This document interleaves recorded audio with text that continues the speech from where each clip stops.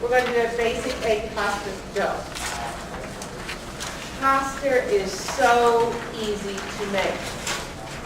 A pound of pasta will cost you about less than $1 to make. What a difference in sauce, in the pasta making.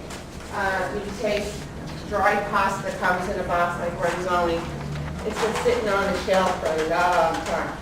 So we're going to make the fresh pasta, and the fettuccine is one of the easiest pasta to make. You do not need a pasta maker, or you need a rolling pin. Again, it's very easy to make, and all you need is flour, and some eggs, some oil, some salt, and that's it. Okay. Now, when a recipe calls for an egg, it doesn't mean jumbo, it doesn't mean extra large, it means a large egg. So when you start using extra large or jumbo eggs, you're going to lose the recipe. Okay, what happens is there's too much liquid in the egg. An egg has, a large egg has 2 ounces of liquid. So when you start playing around with the size of egg, you're adding too much liquid or not enough liquid. I find that Costco eggs are, to me, are medium and not large. If you actually measure them, that's why they're very reasonable. Okay. An egg, again, should be fresh. I know I used to have to do a lot of classes with my brides. All of a sudden they're getting married, and all of a sudden I had to learn how to cook like in 6 weeks. So I used to have them teach them all these little tricks in the kitchen. All right, so again, all-purpose flour. I usually put a little bit on the side, just in case. When you work with flour, you're at the mercy of the weather.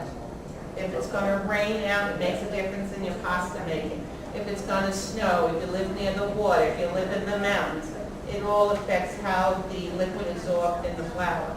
That's when you're doing bread baking, they'll say 4 to 5 cups. They can never be precise because they never know what the weather's like. Okay, so all we have here is our basic flour.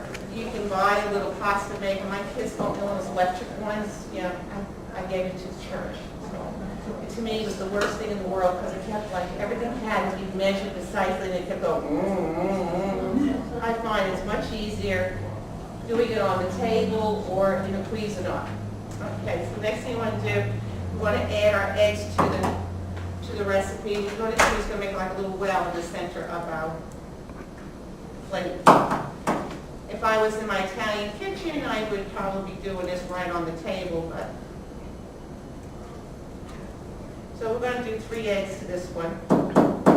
Now, if I was making spinach pasta, this would be the time that I would get my spinach out of the refrigerator and squeeze out all the liquid from it. If I'm using frozen spinach, and kind of squeeze it out and get it ready and have it on the side. All right, next thing you want to add to this is some salt to it. I like kosher salt, but my box is really too big to travel with, so I kind of go with the table salt. But I find kosher salt is probably the best. And next thing you need a little olive oil. And I'm going to add it very slowly to this recipe. So all I'm doing right now is got a fork, and I'm just making it into the well. And I'm going to add a little bit of my olive oil to it. I never did it on a plate before, so this will be kind of interesting. And all I'm doing is bringing into the liquid into the flour. Just kind of taking my fork and just slowly mixing it into the flour.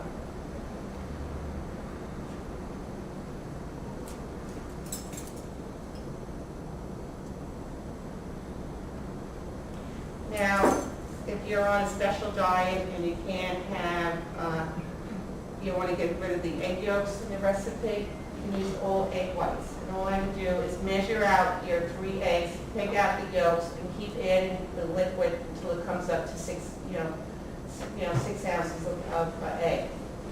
All right, so if you have your eggs in a blue measuring cup, take out the yolks, leave 1 in, take out the other 2, and then add egg whites up to that line where you took the eggs out, and then I'll just substitute. But sometimes the recipe just wants the liquid, doesn't care if it has cholesterol in it. Okay, so I'm just going to. So all I'm gonna do now is work my fork into the flour.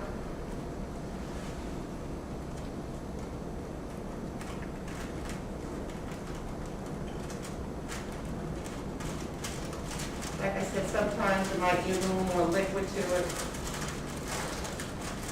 And I'm just slowly bringing it together. I'm not playing with it. You want to overwork your dough. Maybe when you make the scones, you've got to keep it very dry. Okay? Same principle. You just kind of do it very slowly. I'll try them before the November 2nd. Okay. If not, I'll bring a little extra and I'll show you how to make them again. We had a little trouble with our scone making. And I poured my butter and milk and. Okay, well, we'll get there. All right, so you can see it's just starting to come together, and now you're going to bring it in. Doesn't look like much, but it's going to be posture in a few minutes. I'm just going to put a pair of gloves on.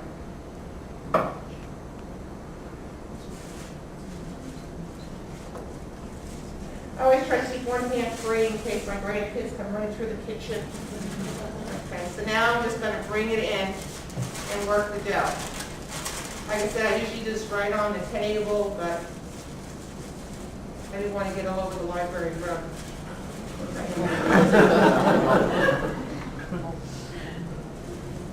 So we actually could use that other little bit of flour that I didn't use before.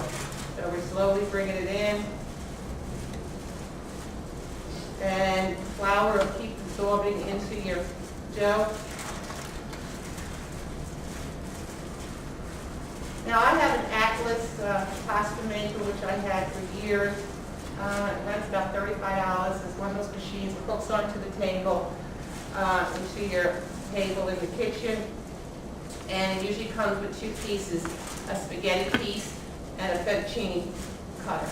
So you really don't even have to buy a fancy thing. So just keep bringing it in. And the pasta knows how much flour it wants. If it doesn't use it all, that's fine. Like I said, it depends on the weather.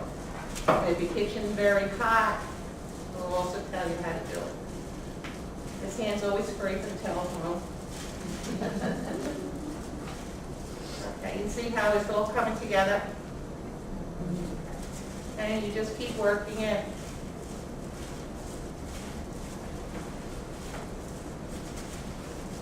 And basically, this is your dough. Then you gotta let it rest. Put it all in a little ball like this. This will make a pan of pasta. You're doing a spinach pasta, you'd added it this time? Right, if you were making spinach pasta, but I wouldn't really had it going nice and soft, I would add the spinach then, and then kind of combine it. And then maybe leave that one egg out just to make sure it's not too wet. And I usually just kind of get it like this. And I usually put a bowl over it.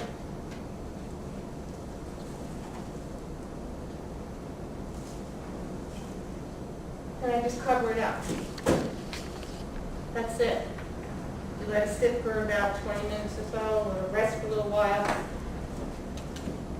And as it's resting, the gluten is relaxing in the flour. That's the protein in the flour. So right now, if I try to work with that dough, it wouldn't have any elasticity to it because the protein is overworked. So now we're just going to let it rest. And when we come back to it, we'll be ready to go.